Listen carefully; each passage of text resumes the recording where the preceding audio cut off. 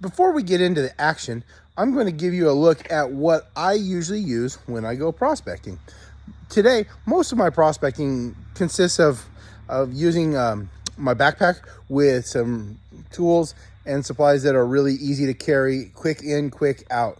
Like a lot of you, I have a busy job, busy family. It takes a lot of time. I don't always have time to bring out the dredge or the high banker to set something up. But I do keep this backpack with all my gear in it, and I usually can squeeze in some quick prospecting from time to time. Let's take a look. I generally can get all my prospecting gear that I need on a daily basis in this backpack, and I usually use this bucket. I happen to really like this smaller bucket. I don't know what it is, 2.5 gallon-ish, 3 gallon, something like that. When it's full, it's not so hard to carry, especially if I'm sluicing and got to walk across slippery rocks to get there. But in this backpack, let's take a look and see what all is in it. First thing first is my Keen Super Sucker.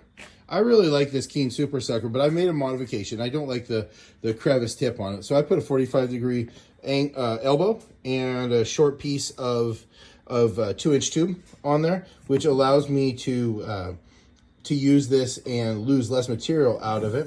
And also I modified it, although I'm not sure if I like this modification, where I put a bolt across it so it tries to try to keep it from sucking up so many large rocks.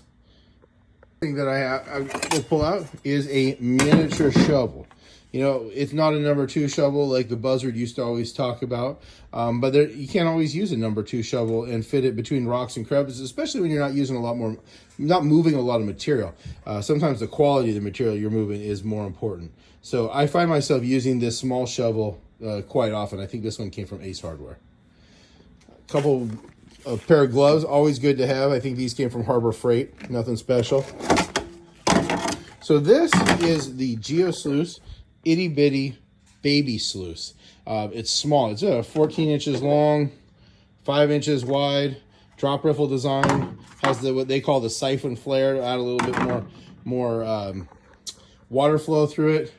I really like this. Not running large volumes of unclassified material in there, but you'd be really surprised at what it can actually handle and how well it retains fine gold.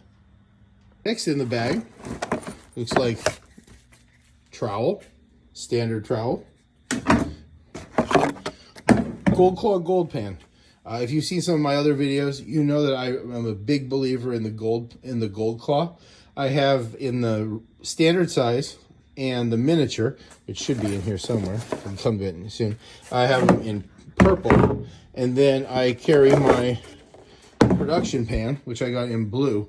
And I absolutely love this. Now, the one thing that's so important to keep in mind with the Gold Claw production pan is that it is heavy. You've got to keep it under the water.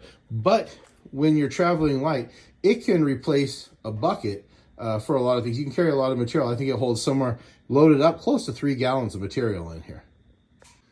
I also have one of the Gold Claw pocket pans. It came with the purple standard Gold Claw pan in a set that I won at in a raffle, and I use the small one for cleaning material out. It works good. Of course, I also have a regular snuffer bottle in there. The last things that I carry in my bag are my digging and crevicing tools. I like this pry bar. It is kind of a standard type crowbar, and it works very well. S-wing rock pick, Keen magic fingers work really good for dislodging material that's compacted in cracks and crevices. And then this crevicing tool, I also I think works fantastic, and I use this thing all the time.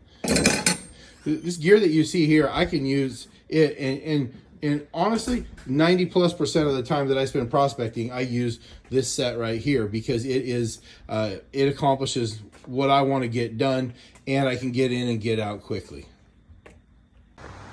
Hey y'all, Joel here. I'm down here on the river.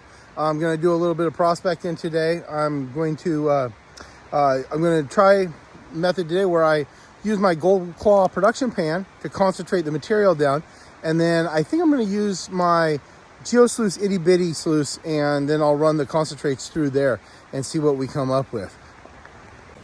So you can see where I'm at. There's a lot of exposed bedrock here, and there's some pretty good material in and around here.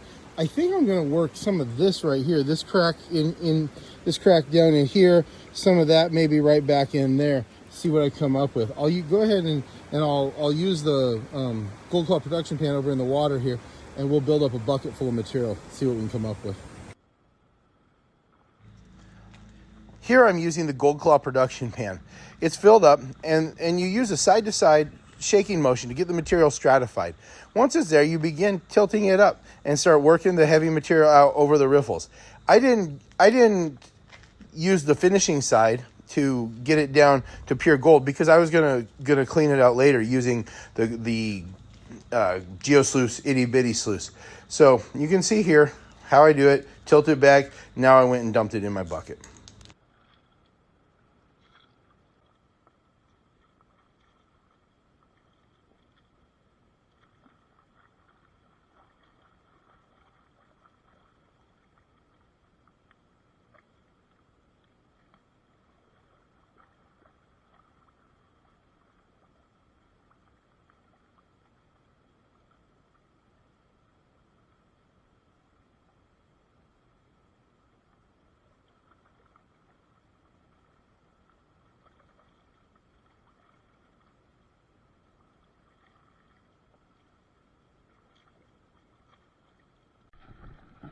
I'm using the Sluice Itty-Bitty baby sluice right now to process the concentrated material that we got from our Gold Claw production pan.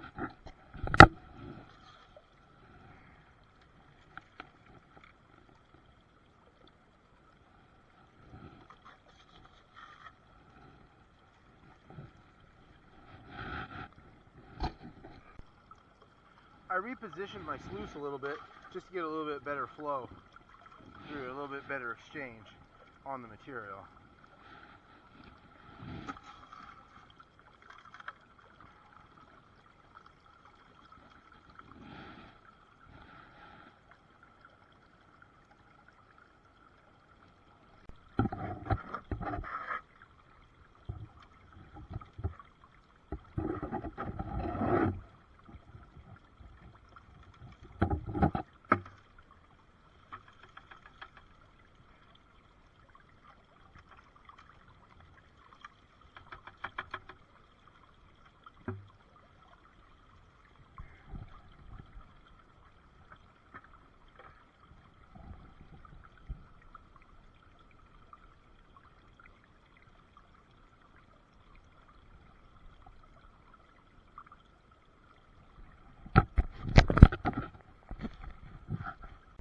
Check out this super interesting piece of rock that I dug up here in the hole that I was digging today. Got a lot of quartz in it. One day I think I'll probably bring some of this home, crush it up, and just see by chance if there's anything interesting in it. Well, I finished panning out the material yesterday when I was down at the creek, and I've got it in the snuffer bottle here. Let's take a look and see what all we got.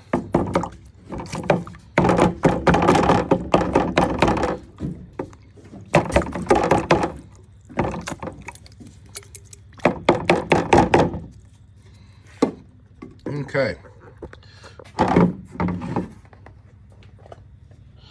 The particular spot I was in is pretty nice. There's quite a lot of material that I'm able to pull out of there. So remember, that's what came out of about 15 full Gold Claw production pans worth of material in there.